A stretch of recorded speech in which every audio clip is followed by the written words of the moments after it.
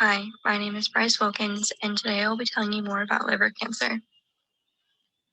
So, the liver is about the same size as a football, and it's in the upper right quadrant of the stomach. There are three types of liver cancer.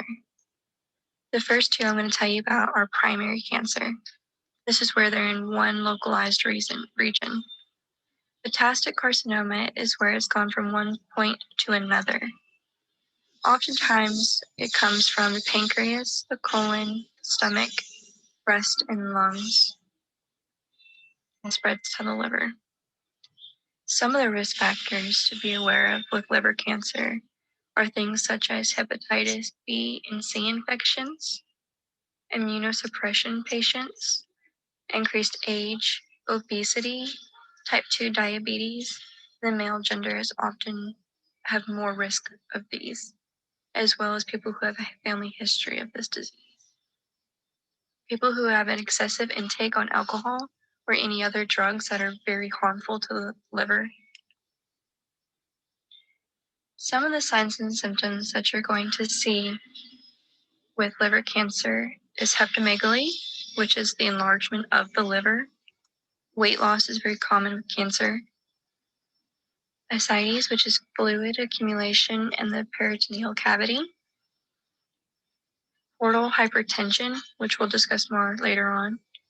Jaundice, which is yellowing of the skin. Nausea and vomiting and extreme weakness are also very common with these. Some of the tests that we use to help diagnose liver cancer are physical exams, the liver function test, the cryosis test, an ultrasound, an MRI or a CT scan, and most often a biopsy if they have nodules on their liver. That's a good way to tell if they're benign or malignant. They also do an AFP, which is an alpha theta protein test. They can also do things for the treatment and medical management. So for liver cancer, it's rare that they catch it earlier on to where they can do more things like chemo, which they've done chemo, but it hasn't been as effective in the later stage.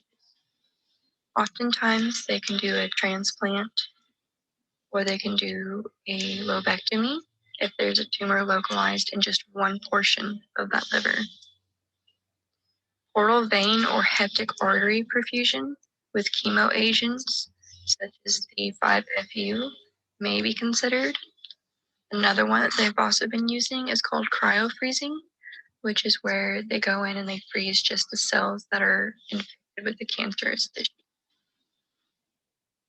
However, when they do that, they need to go back and continually monitor it, whether it be by going in and then scraping off more of that part or just monitoring it for any other signs and symptoms of liver cancer. Some of the nursing interventions for people with liver cancer is keeping that patient as comfortable as you can. Checking their vitals every 4 hours as needed to monitor for hemorrhage is very important. Some of the signs for hemorrhage are weight loss without trying, loss of appetite, or abdominal pain, nausea and vomiting, general weakness, abdominal swelling, and a white chalky stool is one of the main things to look for or to ask your patient. Providing them small meals is better for them. The more they're able to eat and keep down, the better for the patient. So if they ask you for a meal that's not necessarily more nutritious but sounds good to them, let them have it. Often they'll have lactulose or neomycin prescribed to them. Administer that as needed.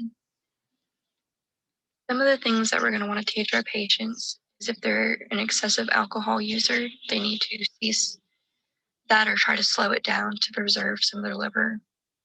Quit smoking. Maintain a healthy body weight. Maintaining your blood sugar is also important. Continue to see your physician for your checkups. If you have a family history, they'll want to see you more often than if you didn't have any family history of liver cancer. You need to have them increase their fluids to help prevent dehydration. It's harder for them to come back from dehydration than it is with any other patient that were to come in. With the prognosis, there is a thing called the 5-year survival rate, and that really just depends on what stage it is as far as the cancer progressing by the time that they've found it. With localized liver cancer, they have a 31% chance at the 5-year survival rate. With regional stage liver cancer, it has about 11% at their 5-year survival rate. Distant liver cancer has 3 to 5-year survival rate percent. If cancer is detected early, the survival rate goes to about 60 to 70%. Liver cancer is actually the 5th most common cancer for men and the 8th most common cancer for women. It's more pronounced in the Black community with 57% and 82% in the non-white Hispanic. Here are some things that you may not have known about the liver. The liver removes potentially toxic byproducts from certain medications. It also prevents shortages of nutrition by storing vitamins and minerals and sugar, which is why it's important to monitor your blood sugar. The liver also produces most of the proteins needed for the body. The liver also produces bile, which is a compound that is needed to digest fat and to absorb vitamins such as A, D, E, and K. The liver produces most of the substance that regulates blood clotting, so it's also important to know what medications your patient's on that may prevent blood clots. The liver is one of the largest organs in your body, second to the skin. The liver performs well over 100 different functions. About 25% of your blood volume passes through your liver each minute.